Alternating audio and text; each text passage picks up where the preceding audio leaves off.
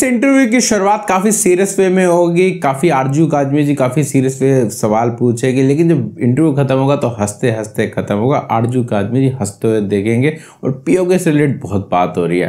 Yes, PoK लेकर रहेंगे major गौरव आर्या जी का, कुछ क्लैरिटी मांगी जा रही है। तो देखिए इस चीज़ पे आज का मिक्स मैसेज रिएक्शन। आपको मेरे सेक्शन देखने में मजा आया तो वीडियो लाइक जो करना, चैनल को सब्सक्राइब जो करना, और जो वीडियो लिंक और एक्टर्स का लिंक आपको डिस्क्रिप्शन में मिल जाएगा। मगर बात तो आप लोग भी कश्मीर की करते हैं। जो पाकिस्तान के पास जो हिस्सा है वो तो बार बार आपके यहाँ से भी कहा जाता है कि हम ले लेंगे, गिलगित बल्तिस्तान भी ले लेंगे और हम ये आजाद कश्मीर भी ले लेंगे, और 1 इंच तो अभी तक भारत भी नहीं ले पाया, कहा यह जाता है यहाँ। आरजू जी, ऐसा है किसी ने नहीं बोला भारत से। ये जब इंडिया में बातें होती है ना, इंडिया में, तो किसी मंत्री ने अपना कमेंट दिया। आपने कभी देखा है हमने कभी बोला हो किसी वर्ल्ड बॉडी में जाके, यूनाइटेड नेशंस में हमने बोला हो कि हम कश्मीर ले लेंगे? जिसको करना है उसको बोलना क्यों है? क्यों बोलना है उसको? देखिए, मैं आपसे कह रहा हूं कि आप बता दीजिए कि मोदी जी कब गए हो और कब जाके यूनाइटेड नेशंस पे या किसी और मुल्क पे जाके उन्होंने ये बोला हो कि हम कश्मीर वापस ले लेंगे। आप एक स्पीच बता दीजिए किसी की। नहीं, मैं टीवी टॉक शोज की बात कर रही हूँ। अरे टीवी टॉक शोज को आप कहाँ टीवी टॉक शोज पे थोड़ा। We are talking policy. Okay, TV talk, देखिए टीवी टॉक शोज पे क्या होता है कि टीवी टॉक शोज पे लोगों के ज्यादा बयान बात रखते हैं और उन लोगों के बयान होते हैं जिनका कोई अथॉरिटी नहीं है। वो अपने as a citizen of India वो अपने कि हम ये कर देंगे वो कर देंगे, वो अपना बयान दे रहे हैं, जैसे पाकिस्तानी टॉक शोज में अपने बयान देते हैं। हम उनके बारे में बात नहीं कर सकते, हम तो मुल्क की पॉलिसी के बारे में बात करते हैं। अगर कोई इंडियन मिनिस्टर या कोई इंडियन उसने जाके किसी फॉरेन कैपिटल में जाके ये बोला हो कि हम कश्मीर के ऊपर चढ़ दौड़ेंगे और हम कश्मीर हासिल कर लेंगे, नहीं, हमने आज तक नहीं बोला। We have not said it. आपकी साइड जो कश्मीर है उसमें ये भी कहा जा रहा है कि कुछ इस्लामिक स्कॉलर्स हैं जिनको के अरेस्ट किया गया, उस पर पाकिस्तान ने प्रोटेस्ट भी किया है। वो क्या बात है? मैंने कुछ नहीं, ये हुर्रियत वाले हैं, ये मौलवी साहिबान है, तो डंडे वंडे पड़े उनको अंदर कर दिया, अब ठीक हो जाएंगे। यही है बस उसमें। ये बीच बीच में इनको मोहब्बत चढ़ती है, ये अपना परवान चढ़ती है इनकी कि ये बातचीत करें जरा, बीच में आजादी आजादी, तो फिर पुलिस ने टाइट कर दिया। तो अब ये 8-10 महीने नहीं बोलेंगे, फिर पुलिस के डंडे खाएंगे, फिर शांत। कुछ नहीं, स्मॉल थिंग। अब तो आप लोग काफी डेवलपमेंट भी कर रहे हैं कश्मीर में, और उसमें एक मेरे ख्याल से सिनेमाज वगैरह भी ओपन हो रहे हैं और सब कुछ। तो ये भी क्या मेजर साहब आपके ख्याल से कि दुनिया को एक मैसेज देने के लिए है कि आप वहाँ पे बहुत डेवलपमेंट कर रहे हैं, वहाँ पे लोग खुश हैं या लोग एक नॉर्मल लाइफ जी रहे हैं? जो कुछ टाइम पहले तक कहा जाता था कि यहाँ पे इंटरनेट नहीं है, हर घर के बाहर फौजी खड़ा है, इस किस्म की जो स्टोरीज चल रही थी, क्या अब उससे हटने के लिए सब कुछ किया जा रहा है? सही है जी। और ये स्टोरीज फ्रॉड है। ये भारत के पास इतने फौजी नहीं है कि हर घर के बाहर एक फौजी खड़ा कर दे। ये this is all creation of Pakistani media. वो कहते हैं कि डॉन न्यूज में आया कि 1 million soldiers in Kashmir. Total Indian army 12 lakh की है। 12 लाख हमने पूरा हिंदुस्तान खाली करके, इतना सा बिलांद भर का कश्मीर, उसके अंदर हमने 10 लाख लोग डाल दिए। बातें ऐसी करते हैं ना कि अब इसका कोई भारत ना जवाब भी नहीं देता, क्योंकि इसका कोई जवाब बनता ही नहीं है। इसका कोई जवाब बनता नहीं है। आप अगर ये बोलते हैं भारत में मंगलवार को बुधवार बोलते हैं, मैं इसका क्या जवाब दे दूंगा और आप क्या जवाब सुन लेंगे? ये तो अजीब सी बात है। अब कर देते हैं पाकिस्तानी, क्या करें। देखिए, बात यह है कि Kashmiri society has seen a lot of stress because of the terrorism. उधर बड़ा स्ट्रेस हुआ है, तो उसको एक नॉर्मल सोसाइटी में क्या होता है, लोग जाते हैं, फिल्में देखते हैं, शॉपिंग मॉल्स में जाते हैं, अपना वहां पे प्लेग्राउंड की एक्टिविटीज होती हैं, बच्चे खेलते हैं, ये एक नॉर्मल सोसाइटी में होता है। अब वहां पे इस्लाम के नाम पे हार्ड लाइनर्स ने सिनेमा हॉल बंद करवा दिए। सारे कश्मीरी जम्मू जाके और दिल्ली जाके फिल्म भी देखते हैं, और मेरे खुद कश्मीरी मुस्लिम दोस्त हैं, मैं सबकी बात नहीं कर रहा, जो 2-4 लोगों को मैं जानता हूं जो मेरे अच्छे दोस्त हैं, यहाँ पे आके शराब भी पीते हैं वो। क्योंकि हराम है तो छुप के क्यों, खुल के पियो यार, अपने घर में पियो, हमें पिलाओ। वो नहीं करते हो, छुप के पीते, तो ये गलत है, ये नहीं करना चाहिए। और वहां पे सिनेमा हॉल्स खोले, हर जगह जाइए, फिल्में देखिए, रिलैक्स करिए। देखिए, बात यह है ना कि एक ऐसी सोसाइटी जहां पे कश्मीर में आजू जी ड्रग्स हैं, बहुत ड्रग्स की बड़ी प्रॉब्लम है ना, ड्रग्स की बहुत ज्यादा प्रॉब्लम है। लेकिन ड्रग्स को बुरा तो मानते हैं, नो डाउट। सोशल स्टिग्मा जरूर है ड्रग्स का, लेकिन जो रिलीजियस स्टिग्मा अल्कोहल को लेकर, ड्रग्स को लेकर नहीं है। यानी कि शराब को ज्यादा बुरा माना जाता है और जो कोकेन है उसको भी बुरा माना जाता है, लेकिन थोड़ा सा एक स्टेप नीचे, क्योंकि कुरान शरीफ में शराब को हराम करा गया, कोकेन को हराम थोड़ा बोला, तो रिलीजियसली लोग अपने आप को समझा लेते हैं। तो ये गलत है, मुझे लगता है कि कुछ नहीं होना चाहिए और आराम से देखिए, कोई मुझे नहीं लगता कि ऐसी कोई बुरी बात है, ठीक है। आप people should be given the liberty to do whatever they want. अगर आपका मजहब ये कहता है आप शराब मत पीजिए तो मत पीजिए, आप मत पीजिए ना। आप दुनिया भर के लिए क्यों ऐसा माहौल बना देते हैं कि जो शराब पिएगा हम उसको मार डालेंगे, ये सब क्यों करना है? आप मत पीजिए ना, आपका ईमान पक्का है, आप सच्चे मुसलमान हैं, आप मत पीजिए। दूसरे का, अब उसका आपका जुल्फिकार अली भुट्टो ने क्या बोला था पब्लिक स्पीच में, ये लोग कहते हैं मैं शराब पीता हूं, कम से कम लोगों का खून तो नहीं पीता। आपने बड़ी फेमस स्पीच है उसकी जुल्फिकार अली भुट्टो की, जहां पे पाकिस्तान का प्राइम मिनिस्टर कह रहा है कि मैं शराब पीता हूं, मैं खून थोड़ा ना पीता हूं लोगों का। सो ये चीजें हैं, लोग they have double standard. Cinema hall खुल गया कश्मीर में, अच्छी बात है, जाएं लोग, फिल्में देखें, मजे करें, परिवार के साथ जाएं पूरा, दे शुड वॉच फिल्म्स। नहीं बिल्कुल, खैर वो हमारे यहाँ तो सबसे ज्यादा पीते ही मौलवी हैं, जो बाद में ये भाषण भी देते हैं कि ये हराम है, सबसे ज्यादा वो बल्कि टीवी पर भी आ जाते हैं बहुत बार। तो वो तो एक अलग एक वो आपके, सॉरी मैं बीच में काट रहा हूँ, एक वो आपके वो मोटे से मौलाना साहब थे, कौन से थे वो? मौलाना ताहिर अशरफी, ताहिर अशरफी, उनको मौलाना टुन भी कहा जाता था, आई थिंक मौलाना टुन। तो मौलाना टुन बिल्कुल, वो मैंने उनके इंटरव्यूज देखे हैं, अशरफी साहब बिल्कुल टाइट रहते थे, बिल्कुल टाइट। उनका पता, वो अभी शायद उन्होंने वजन कम कर लिया, I think he is reduced in weight, but हाँ, तो ये बड़े बड़े शौकीन है पाकिस्तान में, ऐसी बात नहीं है, बुरी बात नहीं है, मौलाना साहब को लगा लेनी चाहिए कभी कभी, इट्स गुड। वो तो हर जमाने में कई मौलवी हमारे यहाँ मशहूर है, मौलाना और कौसर नियाजी थे, उनको भी यही कहा जाता था, मेरे ख्याल भुट्टो साहब के जमाने में थे। तो वो तो मौलवी हो और ना पिए ऐसा तो खैर कम ही देखा है। मगर साथ साथ अगर हम बात करें तो ये कहा ये जाता है, चाहे हथियार हो चाहे ड्रग्स हो, पाकिस्तान में यही कहा जाता है कि जी हमने तो कुछ नहीं किया, ये सब चीजें तो हमारे पास अफगानिस्तान से आती हैं। लेकिन जब भारत में इस तरह का कोई प्रॉब्लम होता है ड्रग्स को लेकर या हथियार को लेकर या कोई इस किस्म की, तो आप लोग कहते हैं जी पाकिस्तान से आया है। तो पाकिस्तान तो कहते हैं हम तो खुद विक्टिम है और अफगानिस्तान से सब कुछ है। आरजू जी, आप अगर इस वक्त एक खास शहर में है पाकिस्तान में, आप जाइए 2 घंटे के लिए बाहर और फिर आप बताइएगा आपको कितने हथियार दिखे। और मैं यहाँ पे नोएडा से निकलता हूँ और मुझे कितने हथियार निकले, आपको फिर भी दिख जाएंगे, हमें नहीं दिखेंगे हथियार। Pakistan is a highly weaponised society. Pakistan में हथियार हैं, पाकिस्तान में बहुत पहले से हथियार रहे थे, और पाकिस्तान में ट्राइबल एरियाज में बिना लाइसेंस के ऑटोमेटिक वेपन्स हैं। पाकिस्तान में अलाउड है, आप AK-47 का लाइसेंस ले सकते हैं पाकिस्तान में, और बिना लाइसेंस के भी लोग रखते हैं। आपके बलूचिस्तान के अंदर या और जगह ट्राइबल एरियाज में रॉकेट लॉन्चर्स लोगों के पास पड़े हुए हैं घरों में, एंटी एयरक्राफ्ट गन्स पड़ी हुई हैं, कोई लाइसेंस नहीं, कोई नहीं, मार दिया उठा के किसी को।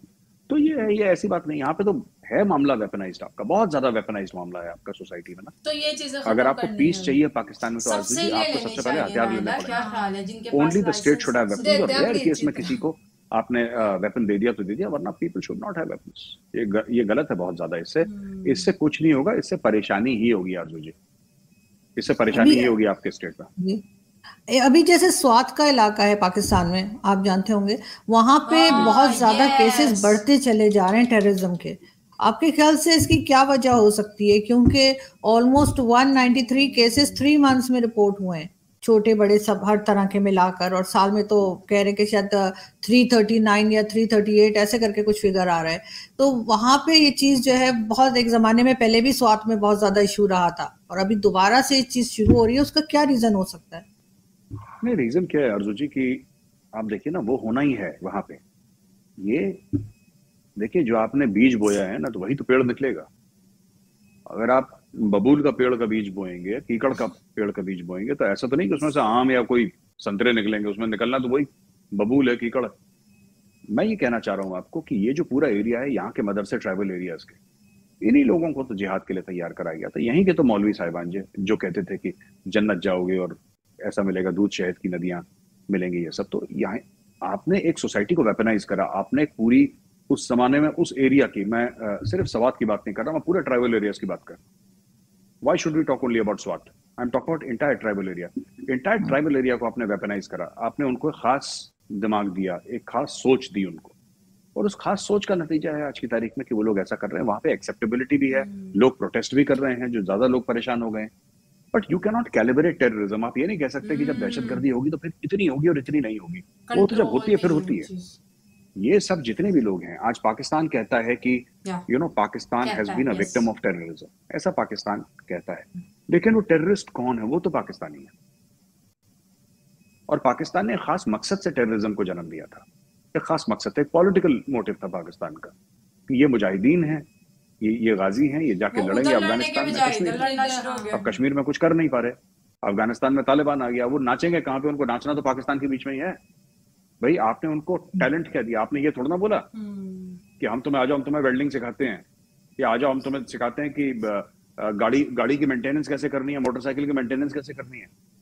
आपने ये तो नहीं सिखाया उसको कि वॉशिंग मशीन कैसे बनाते हैं या एसी की रिपेयर कैसे करते हैं।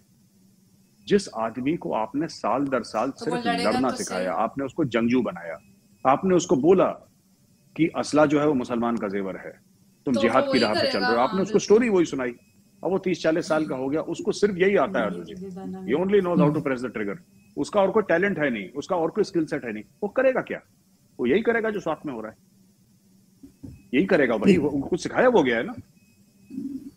लेकिन साथ साथ ये भी कहा जाता है कि जाहिर है कि वो अफगानिस्तान के ऊपर भी बात जाती है, लेकिन इंडिया के ऊपर भी बात आती है कि कहीं ना कहीं फंडिंग हो रही है, कहीं ना कहीं इंडिया इन्वॉल्व है। ये बात भी बार बार मीडिया में बताई जाती है और हमारे जो मिनिस्टर्स हैं वो भी बात करते हैं।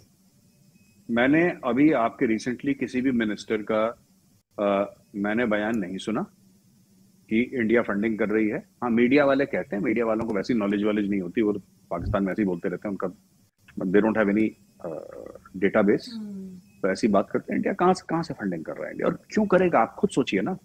मैं आपसे एक सवाल पूछता हूँ अर्जुन जी, आप एक पाकिस्तानी सिटीजन है, मैं हर एक पाकिस्तानी से आपके शो के माध्यम से पूछना चाहता हूँ।